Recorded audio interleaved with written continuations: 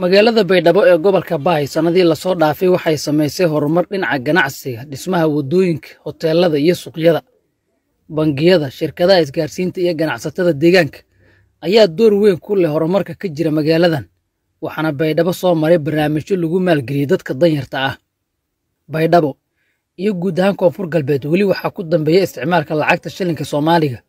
oo ka suulay deegaanada Puntland, Galmudug iyo qaybo ka mid ah Hirshabeelle. laakiin waxaa ka xoog badan isticmaalka lacagta danabeysan ee la isugu diro moobilka. Adeega e-dahab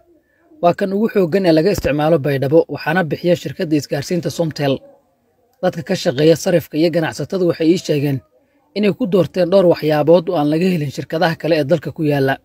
e-dahabka badanaa mayba ka fayleeniyow lambarkana wal badan qaade magan ha saare magaaga hataa haddii beesan wadanta ku tuurta nambarkay ku tuurka magaaga ay keen waray walaal bishabeed artay nambara ko qaldamay bes magama sheego kaat magaaga saade sheega e-dahaba badanaa baawr jafayle isbeddelka haddii aan siin war marto magaalada eeda isbeddel faylan ka muuqda dhinaca ganacsiga eedan faylay ad waqti hore ganacsiga samahayna magaalada nidaam jasiis aragay toon ganacsiga faylan shal socdo wali okay joog faylay wala la Soomaaliya waxyarada wala korreemay wala yarko barnaamij isbeddelka kasto dartiye barnaamijka wala shaqada wala gaafisanta barnaamijkoob way buad wala barnaamijkooda dhamaadano dhinacan beegsadona way buad sidii faylaayna gadaas Siraad Sheekh Axmed oo ka mid ah haweenka magaalada Baydhabo waxay sheegtay in sanadii la soo dhaafay adeega e-dahab uu aad ugu xoogaystay Baydhabo iyo Koonfur Galbeed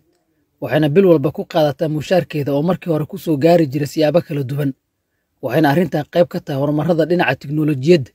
iyo isgaarsiinta ee ka jira deegaanada maamulkan. e-dahab horta sanadkii la dhaafay hadda horta isku mid ma hadda mashaarna sida e-dahab ana gatay seminaar hadda wada galaas e-dahab laakiin dara kuriita hadda hay'adda ka shaqeeyaan in badan e-dahab la isticmaalayaan wana taa ganacsi aan e-dahab la in badanna ma sha Allah e-dahab way balanahan sidii hordhaan ma sha Allah horumar deerayta هذا واولنا هذا شخص عمل استعمال عن هذا لكن ولا هديه فول هذا نغتي لما سنه حال سنه عمل لا زايد على سيب حال سنه ده على سنه عمل زايد صح حال ده safarkeena Koonfur Galbeed waxaan ku soo bandhigi doonaa barnaamijyo gaar ah oo quseeya deegaankan sida ammaanka iyo adeegyada bulshada annagoo isdul taagi doona mowduucyo gaar ah. Marian maxarabta haye waa bilaabata ma diyaar baa raashinka ma bakarin macbuudko maxaad ka wadaa ma balay jeclee ee fasir